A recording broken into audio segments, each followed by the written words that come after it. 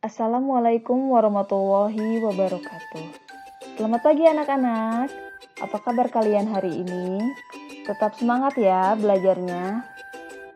Hari ini kita akan belajar tema 1, subtema 1, pembelajaran 4 dan 5. Kalian masih ingat kan dengan materi pembelajaran yang kita bahas sebelumnya? Bahwa Indonesia memiliki keberagaman budaya yang beragam. Salah satunya yaitu tarian daerah. Mari kita lihat dulu video tarian daerah berikut.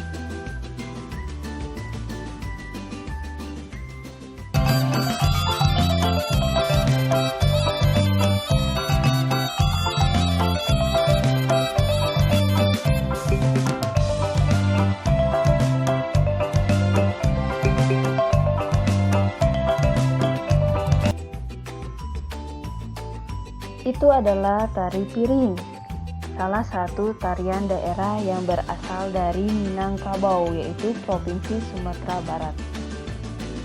Sampai sekarang, tari piring masih ditarikan oleh penduduk Minangkabau.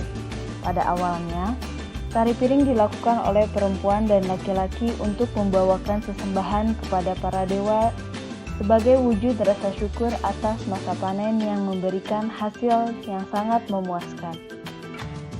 Namun, seiring masuknya agama Islam, maka tari piring mengalami pergeseran sehingga sekarang untuk ditampilkan juga dalam acara hajatan ataupun acara pernikahan. Tarian ini diawali dengan para penari yang mulai bergerak sesuai koreografi tarian dengan meletakkan piring di masing-masing tangannya tanpa terlepas atau bergeser sedikit pun. Tarian ini memiliki gerakan yang menyerupai gerakan para petani semasa bercocok tanam, menuai, dan sebagainya. Tarian ini juga melambangkan rasa gembira dan syukur dengan hasil tanaman mereka. Suasana semakin semarak dengan alat musik yang digunakan untuk mengiringi rentak tarian, yaitu talempong dan saluang. Kostum penari biasanya berwarna cerah sehingga mendukung kemeriahan acara. Guna menambah unsur-unsur estetika, magis, dan kejutan dalam tarian ini, penari lelaki dan perempuan akan memijak piring-piring pecah tanpa rasa takut dan tidak pula luka. Tari piring memang menjadi kebanggaan masyarakat Minang. Tidak heran jika salah satu ragam seni budaya Indonesia ini seringkali dipertontonkan dalam setiap pesta pernikahan suku Minang, meskipun mereka tidak berdomisili di Sumatera Barat. Tarian ini juga sudah sangat lekat dan menjadi salah satu warisan kebudayaan Indonesia. Itu tadi adalah salah satu contoh keberagaman yang ada di Indonesia. Walaupun kita terdiri atas berbagai aneka ragam budaya daerah, tetapi kita tetap satu bangsa Indonesia, memiliki bahasa dan tanah air yang sama, yaitu bahasa Indonesia dan tanah air Indonesia. Kita sebagai bangsa Indonesia harus bersatu padu agar menjadi satu kesatuan yang bulat dan utuh, sesuai dengan semboyan negara kita, yaitu Bhinneka Tunggal Ika, yang artinya walaupun berbeda-beda tetap satu jua. Guna dapat bersatu, kita harus memiliki pedoman yang dapat menyeragamkan pandangan kita dan tingkah laku kita dalam kehidupan sehari-hari. Membiasakan bersahabat dan saling membantu dengan sesama warga yang ada di lingkungan kita, seperti gotong royong. Gotong royong akan memudahkan tercapainya persatuan dan kesatuan bangsa. Selain itu, kita juga bisa mencapai persatuan dan kesatuan dengan cara menghormati dan menghargai perbedaan yang ada di antara sesama. Caranya, yang pertama yaitu menghormati semua pemeluk agama. Yang kedua, senang berhubungan dan bekerja sama dengan semua teman tanpa terkecuali. Yang ketiga, tidak memandang rendah terhadap budaya dan adat istiadat orang lain. Yang keempat, mampu menerima perbedaan yang ada di masyarakat. Yang kelima, menghadiri undangan kegiatan yang diselenggarakan berbagai kelompok masyarakat.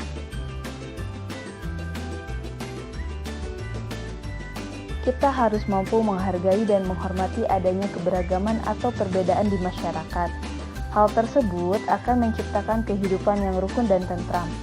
Keberagaman yang terdapat di masyarakat meliputi keberagaman sosial, ekonomi, budaya, etnis, maupun keberagaman agama. Adanya keberagaman tersebut telah tampak pada salah satu suku yang ada di Indonesia, yaitu suku Toraja. Apa yang kamu ketahui tentang suku Toraja? Guna meningkatkan pemahamanmu tentang suku Toraja, maka perhatikan ulasan berikut. Suku Toraja adalah suku yang menetap di pegunungan bagian utara Sulawesi Selatan, lebih tepatnya di Kabupaten Tanah Toraja. Suku ini adalah suku yang terbilang unik dibanding suku-suku yang lain yang ada di Indonesia. Kebudayaan asli yang masih dimiliki suku ini menjadi daya tarik para wisatawan, karena suku ini memiliki ciri khas tersendiri yang dapat dibilang cukup langka dan unik. Nuansa mistik yang melekat pada suku ini menjadi ciri khas yang membedakan suku ini dengan yang lain. Penduduk suku ini mayoritas beragama Kristen dan sebagian penduduknya beragama Islam. Tetapi, ada juga yang menganut ajaran animisme yang biasa disebut Aluk Todolo. Pemerintah Indonesia telah mengakui keyakinan ini dan menganggap keyakinan ini sebagai agama Hindu Dharma. Nama Toraja berasal dari bahasa Bugis, yaitu To Riaja, yang mempunyai arti orang yang berdiam diri di negeri atas. Pada saat Indonesia dikuasai oleh Belanda, yaitu di tahun 1909, kolonial Belanda menyebut suku ini suku Toraja. Suku ini terkenal dengan ritual pemakamannya. Selain itu, suku ini juga terkenal dengan ukiran kayunya dan rumah adatnya, yaitu tongkonan. Rumah adat tongkonan didirikan di atas tumpukan kayu dan rumah ini dihiasi dengan banyak ukiran warna merah, hitam, dan kuning. Bentuk atap dari rumah ini menjulang ke depan dan ke belakang. Pembangunan rumah ini adalah pekerjaan yang sangat melelahkan. Biasanya dalam pembangunan rumah ini akan dibantu oleh keluarga besar. Rumah tongkonan ini terbagi menjadi 3 jenis, yaitu tongkonan layuk, tongkonan pekamberan, dan tongkonan batu. Tongkonan layuk adalah rumah yang digunakan sebagai pusat pemerintahan. Tongkonan pekamberan adalah rumah milik anggota keluarga yang memiliki wewenang tertentu dalam tradisi Toraja.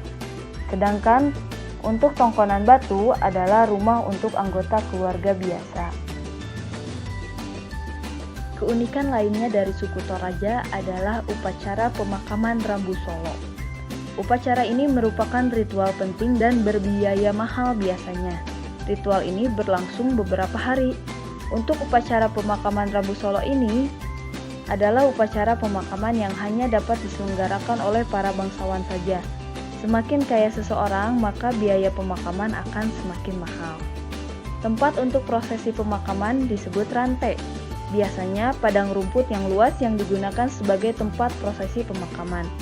Upacara ini diiringi dengan suara seruling, nyanyian, puisi, dan juga tangisan. Hal ini merupakan bentuk ekspresi yang dilakukan oleh para pelayat.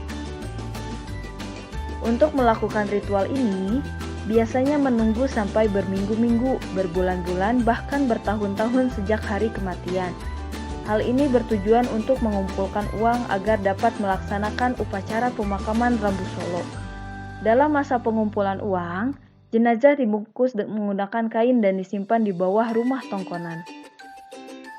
Dalam pemakaman ini ada 3 cara pemakaman, yaitu peti mati disimpan di dalam gua, dimakamkan di batu berukir, dan digantung di sebuah tebing. Jenazah para bangsawan biasanya dimakamkan di batu berukir. Makam batu berukir ini sangat mahal dan harus memesan terlebih dahulu. Keunikan lainnya yaitu tarian suku Toraja.